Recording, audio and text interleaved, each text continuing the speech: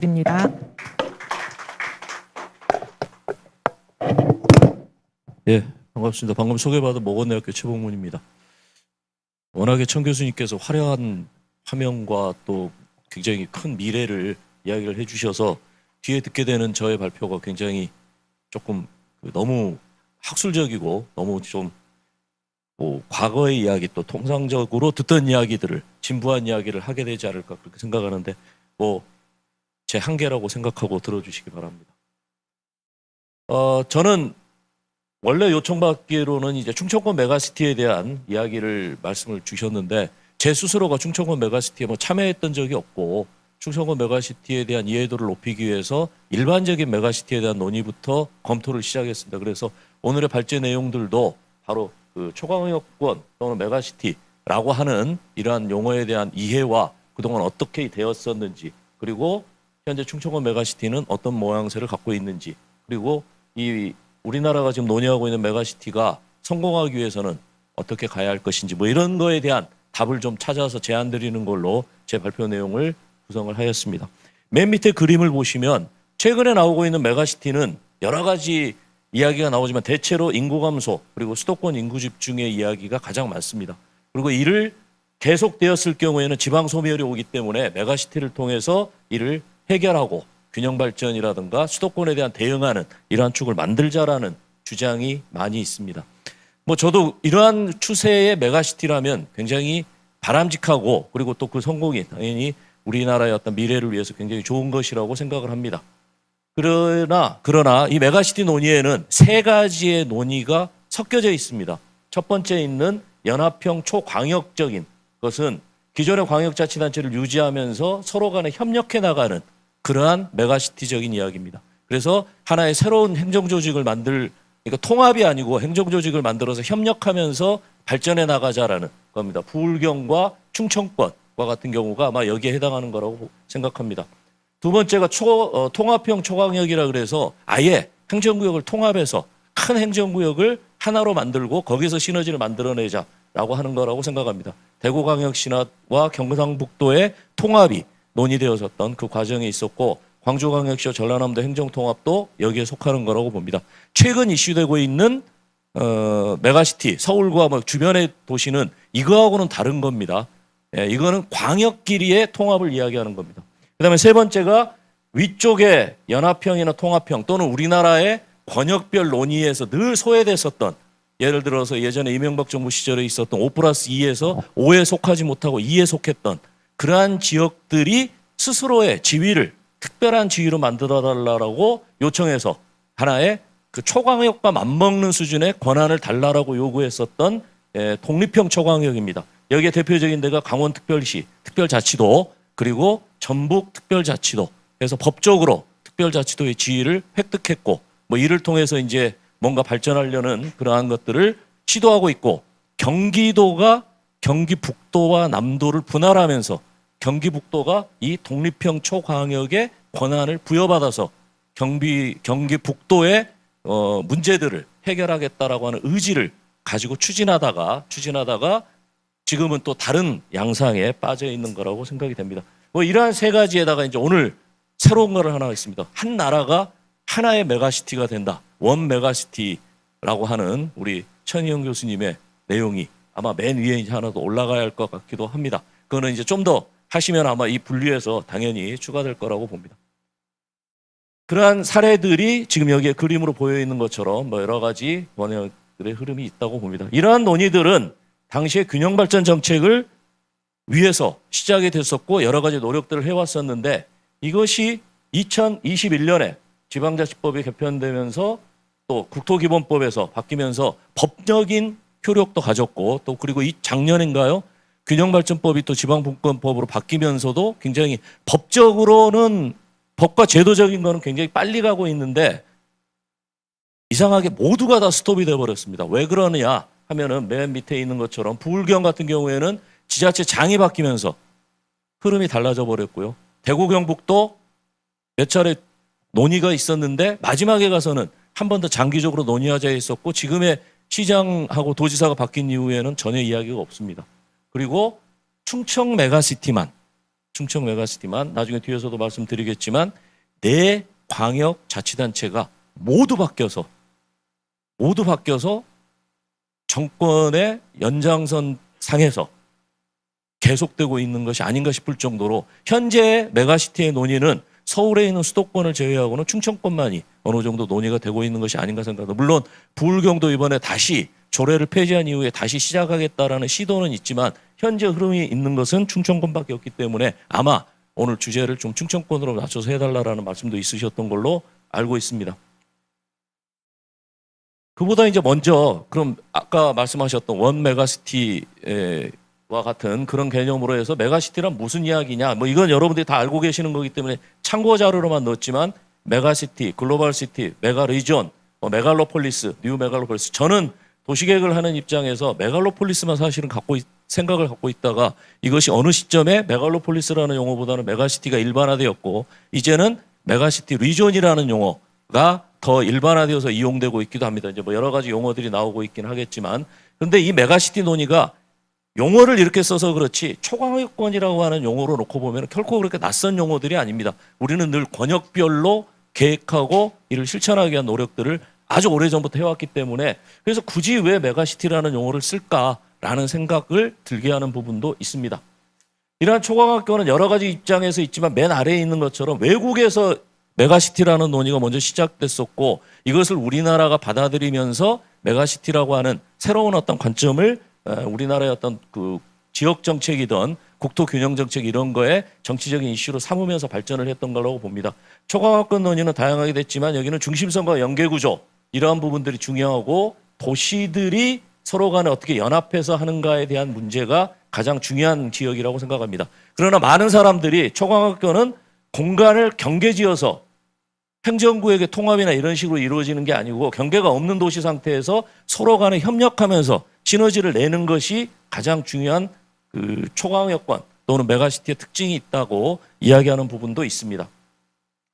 아까 말씀드렸던 제1차 국토종합계획에 있어서의 권역별 2차, 3차, 4차 모두 다 우리는 권역별로 나누고 중심도시가 있었고 그 거점형 개발들을 해왔었습니다. 그러나 이러한 지역들이 이러한 계획들이 1972년에는 특정한 지역을 집중 육성시키기 위한 노력이었고 2차, 3차 가면서 여러 가지 분산이나 균형 발전의 이야기가 나왔고 4차 가면서 이제 훨씬 더 그런 것들이 나왔지만 실제적으로 저러한 국토 종합계획상에서의 균형적인 발전은 사실은 큰 효과를 내기도 했지만은 또 다른 우리나라의 국토 불균형을 그대로 고착화시키는 결과를 가져온 것이기도 합니다.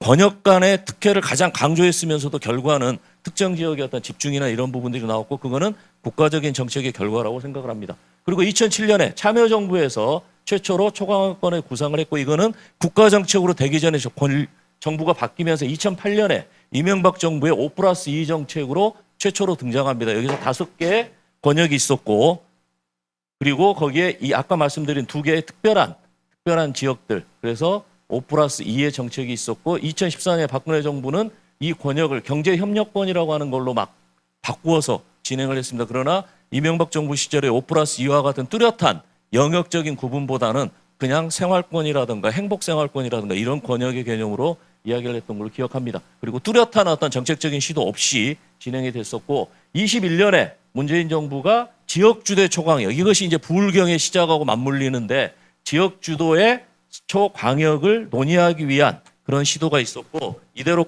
그 정부가 바뀌면서 다시 2022년에 23년에 윤석열 정부로 넘어가게 되면서 마지막 단계의 어떤 초광역에 대한 이야기입니다. 각각의 정부별로 어떤 정책들이 있었고 초광역 정책이 어떻게 진행됐는지 뭐 이런 것들인데 여러분들께 말씀드리고 싶은 건 박근혜 정부까지의 권역 정책은 톱다운 형식의 방식이었고 문재인 정부부터 시작됐던 이런 것들은 이른바 이제 그 상향식 정책이었다. 지방에서 만들어진 지방 발의에 의해서 이루어졌던 것이다라고 생각합니다.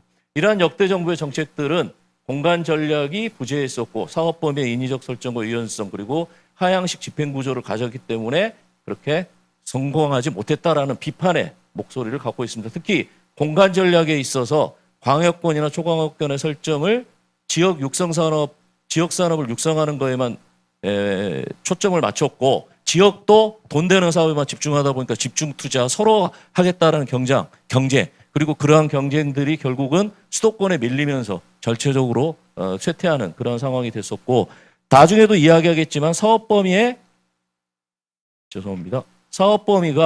행정구역에 한정되어 있었기 때문에 여기서 오는 어떤 초과액의 효과가 제대로 발휘되지 못했다라는 부분들이 있습니다. 그래서 경쟁을 통한 국책사업의 선정 방식으로 행정구역 내 지자체 갈등으로 이기주의적인 지역 이기주의가 또 만들어지기 시작했다. 이거는 우리가 모든 국가 정책들을 나누어주고 혁신도시가 10개가 만들어지는 이 아까 하나의 도시로서 인식되어야 하는 대한민국의 행정구역 정도의 범위 안에 혁신도시를 10개를 만들어서 뿌려주고 뭐 그렇게 할 수밖에 없었던 현실이 이런 부분이라고 생각을 합니다. 그리고 아까 말씀드린 중앙정부의 직권적인 지역발전 정책을 지역에서 받아들이거나 이렇게 하는 부분에 있어서의 문제들이 있었다고 생각합니다. 그리고 이제 최근에 문제가 우리가 알고 있는 4+3의 초강력권에 지방 것이 있었고 지방국군 균형발전 5개년 계획을 통해서 나오는 부분들이 있다고 생각합니다. 이러한 과정 중에서 충청권 메가시티는 여전히 진행 중이라고 저는 생각을 합니다. 그럼 왜 충청권 메가시티가 이러한 성격을 갖게 됐느냐 하는 부분에 있어서 아까 말씀드린 것처럼 배경에 깔려있는 거는 지자체장이 바뀌었는데 4명이 한꺼번에 바뀌어서 그랬다라는 것과 그 바뀌어가는 것이 중앙정부와 궤를 같이 하는 그런 지자체장으로 바뀌었다라는 거죠. 그래서 그러한 것들이 이제 저는 이면적인 거라고 보고 드러내놓고 있는 부분은 충청권은 좀 조건이 좋다. 수도권과 인접해 있는 것도 있고 과학기술 역량도 있을 수 있고 일부의 교통망이나 이런 것도 서울에서 가깝게 만들 수 있다라는 그런 장점이 있다고 생각합니다. 그래서 조금만 하더라도 뭔가 수도권과 맞설 수 있는 경쟁력을 가질 수 있지 않을까라고 하는 기대를 가장 강하게 가질 수 있는 그런 겁니다. 근데 이거는 자칫 생각하면 오히려 반대적으로 수도권에 붙어서 발전되는 수도권의 확산이지 새로운 어떤 거점으로서의 발휘를 할 수 있는 조건이 아니라고 저는 생각할 수 있습니다. 오히려 부울경이 가져야 하는 그러한 균형 발전의 핵의 축보다는 훨씬 더 동기부여나 이런 부분에서 약하다고 생각할 수도 있다고 봅니다. 충청권 메가시티는 아까 그러한 부분들에 대한 배경을 가지고 인구를 2040년대 한 500만 정도의 인구를 갖추자라고 하는 목적하에 시작이 됐었고 이러한 것들을 광역 인프라라든가 아니면은 여러 가지 산업으로서 만들어 보자라고 하는 계획들이 꾸준히 진행이 됐습니다. 그리고 2020년에 제29회 충청권 행정협의회가 만들어져서 저 4분이 그때 당시 합의했습니다. 한 분도 재선 못했습니다. 그래서 다 바뀐 이제 그 현실이 있는 거죠. 그리고 그때 당시에 각 지역별로 어떤 약속들이 있었고 경제권과 생활권, 문화권, 광역행정 서비스라고 하는 중요한 전략들을 각자 나누어서 어떤 수행하자라고 하는 부분이 있었고 이를 위해서 충청권 메가시티에 대한 분석 이러한 것들도 충실하게 잘 이루어졌습니다. 이거는 뭐 모든 메가시티에서 잘 하고 있는 것이긴 한데 이런 거를 기반으로 해서 초광역의 균형발전 모델을 만들자. 기능 중심의 광역경 형성을 위한 메가시티 리전. 그래서 이게 아마 메가시티라고 쓰기가 곤란해서 여기에서는 MCR이라고 해서 초광역권 그래서 메가시티 리전을 계속 용어적으로 사용하고 있습니다. 그리고 각각의 생활권, 경제권 네트워크에 있어서 어떤 역할을 해야 한다라고 하고 이 수합 분석을 기반으로 해서 기본 방향으로 분업형 산업구조, 다액거점 네트워크, 지역성 기반 공동체. 죄송한 말씀이지만 이거는 충청권이 아니라 어떤 메가시티도 동일한 내용들을 가지고 갈 거기 때문에 그에 맞는 이제 내용들은 이렇게 공간에 어떻게 떨어뜨릴 것이냐 하는 거하고 각 지역이 어떤 역할을 할 것이냐 아마 이런 부분으로 나타날 거라고 생각이 됩니다. 그래서 이러한 것들에 대한 목표와 전략을 만들었고 이를 공간에 뿌리기 위해서 거점 도시는 대전, 세종, 천안, 안산, 청주 그리고 혁신 도시로서 아직 입지도 명확하게 않고 올 기능이 정해지지 않았지만 충남 혁신 도시나 대전 혁신 도시가 그런 역할을 했으면 좋겠다라고 하는 바람을 담고 있고요. 그다음에 지역 간 연계로서 충주와 서산, 충주로서는 굉장히 좀 아쉬운 부분이지만 뭐 스스로도 잘 나가니까 충주도 하나의 어떤 지역 연계 생활권으로 저렇게 포함시키는 이러한 공간적인 번역 설정을 했습니다. 그리고 이를 연결시키기 위한 네트워크를 그 초광역 네트워크부터 시작해서 지역 네트워크로 연결시키고 이를 실천하기 위한 거버넌스와 단계 방안 그리고 로드맵을 확정시켜서 현재 단계는 충청권에서는 광역 행정 협의체를 구성하기 위한 단계까지 와 있습니다. 그러니까 하나의 행정구역 통합이 아니고 협력하는 형태. 근데 이것이 예전에 그 이명박 정부 시절에 있었던 그러한 그 5+2 경제권보다는 좀 더 실천력이 높은 그러한 형태로 가자라고 현재 단계를 밟고 있습니다. 이를 성공시키기 위해서는 뭐 이러한 요건들이 필요하다라고 이야기가 되고 있습니다. 광역 경제생활권의 경제적 번영을 추구하고 장소적 매력도 도시간 연계성. 저도 저러한 것들이 꼭 실천되어서 충청권이 하나의 어떤 충분한 역할을 할 수 있는 도시가 되어 번역이 되기를 기대합니다. 이제부터는 좀 맺는 이야기로 우리나라의 메가시티에 대한 논의와 뭐 이런 것들을 좀 종합적으로 말씀을 드리고자 합니다. 메가시티에 대한 기대는 사실 아까 말씀드린 것처럼 도시의 인구와 경제 규모를 키워서 지역 발전을 함으로써 경쟁력 있는 지역을 만들자라고 하는 겁니다. 그러기 위해서 집적 경제, 규모 경제, 범위 경제, 네트워크 효과가 발휘하게 만들 수 있도록 하자라는 것이 모두의 공통된 목적입니다.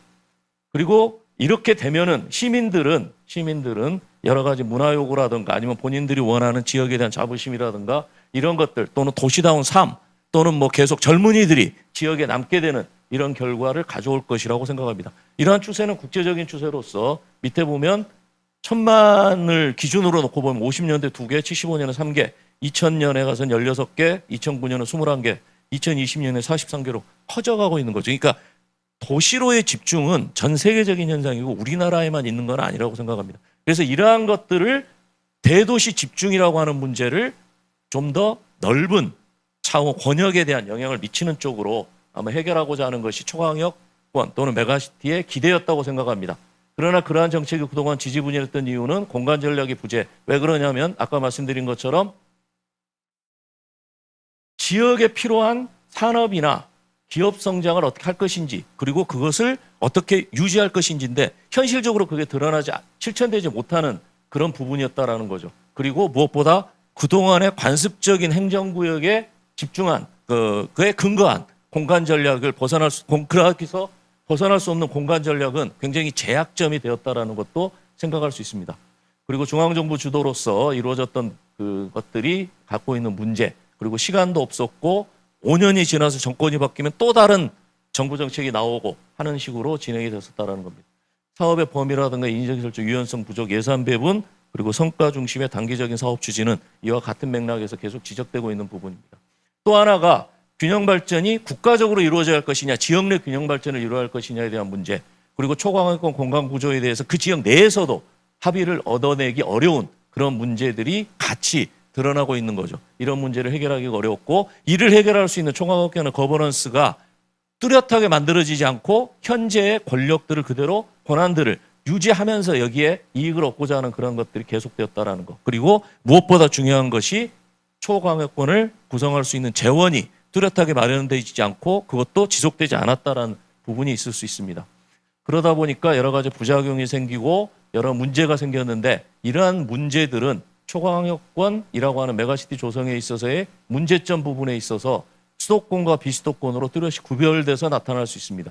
수도권 메가시티의 조성 효과는 집적에 의한 이 지수 효과를 이미 누리고 있는데 거기에다가 또 뭔가를 더 붙이기 위해서 나타나는 뭔가를 더 추가하자라는 정책이기 때문에 이에 따라서 혼잡 효과라든가 새로운 도시 문제가 더 가중될 수 있다라는 거고 비수도권의 문제는 이런 거를 하고 싶지만 이거를 만들어낼 수 있는 경제적인 효과나 그런 능력들이 발휘되지 못한다라는 것도 있을 수 있습니다. 이를 좀 구체화시키면 전국적으로 인구가 감소하고 대부분이 수도권으로 몰려가고 있고 그것이 더 이상 막을 수 있는 방법이 없는 상태에서 지방으로 인구를 유지시킬 수 있다라는 그 자체가 어쩌면 불가능한 꿈일 수도 있다라고 하는 건데 그러한 여건 속에서 우리는 메가시티를 통해서 이걸 실현할 수 있다고 계속 주장하는 부분이 있다라는 거죠. 즉 수도권과 차별된 특별한 지원을 해야만 가능한 일들을 그냥 메가시티라고 하는 어떠한 이미지만 가지고도 할 수 있다라고 자꾸 주장하고 있는 부분에서 새로운 문제가 있을 수 있다고 봅니다.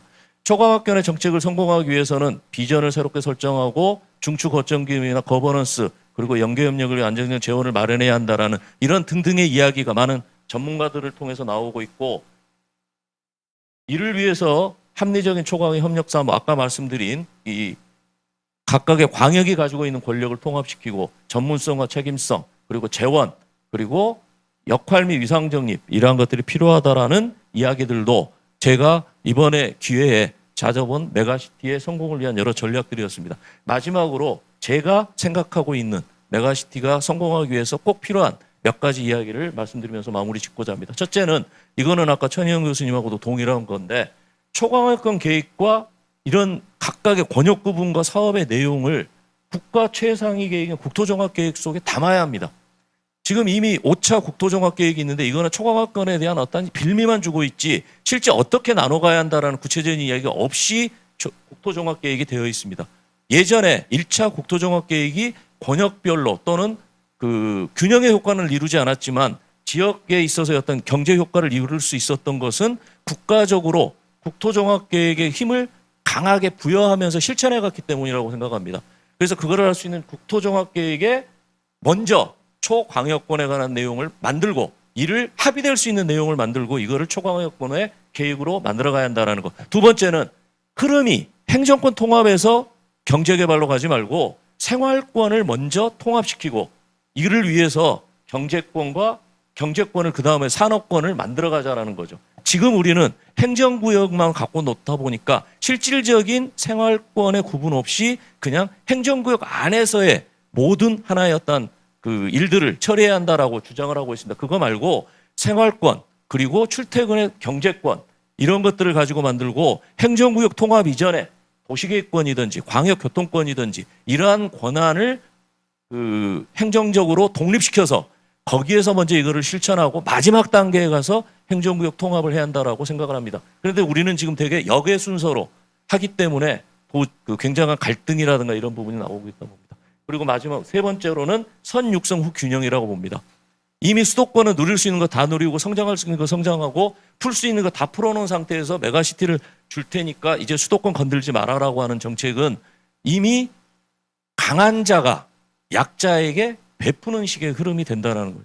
그러지 말고 당분간은 수도권이 좀 힘들더라도 또 수도권이 그 집중에 의해서 얻고 있는 불이익이 너무 크니까 그런 것들을 규제하기 위해서 국토 균형이라고 하는 더 큰 목적을 위해서 지방을 육성할 수 있는 더 큰 투자라든가 아니면 수도권의 어떤 정책적인 제어를 계속 하다가 어느 정도 수준이 도달했을 때 이것을 서로 균형의 정책으로 가야 하는 것이지 이거를 지방에 조금 줬으니까 수도권은 똑같은 거 얻어내야겠다라는 방식으로 접근하는 것은 바람직하지 않다라는 것. 그리고 마지막으로 메가시티가 새로운 지역이기주의 아까 말씀드린 것처럼 서로 그 지역 안에서 유리한 입지, 유리한 거점, 유리한 산업을 가지려는 충돌들이 내부에서 계속 나타남으로써 이것이 지역 갈등으로 나오고 더 큰 뜻의 균형 발전을 제어하는 그러한 문제들이 해결될 수 있도록 해야 한다는 겁니다. 이를 위해서는 저는 천희영 교수님의 온 나라가 한 도시권으로 갈 수 있는 방향도 좋다고 봅니다. 그 안에서 서로 갈등하지 말고 했으면 좋겠는데